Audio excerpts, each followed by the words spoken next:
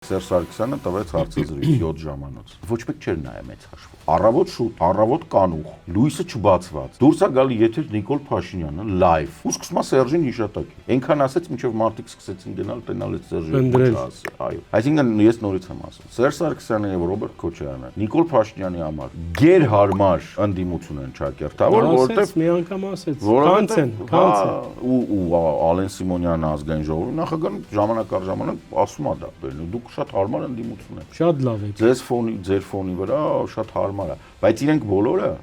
Հայաստանում ընդդիմությունը որն է, տեսեք, կա տնտեսվարման ձև, ազատ տնտեսական հարաբերություն։ Հայության համար, մանավանդ արևմտահայության համար շատ հայտնի եւ հասկանալի բան, փոքր միջին բիզնեսը դա հիմքն է ամեն ինչի։ Փոքր խանութներ, փոքր արտադրություն, միջին խանութներ, միջին արտադրություն։ Դու իմանաս ինչ ես անում, ոնց ես անում։ Նիկոլ Փաշինյանը, Ռոբերտ Քոչարյանը, Սերժ Սարգսյանը ատելով ատում են փոքր եւ միջին բիզնեսը։ Ատելով ատում են։ Ինչու՞։ Որովհետեւ փոքր միջին բիզնեսը եթե զարգանում է, ինքը առաջակաշում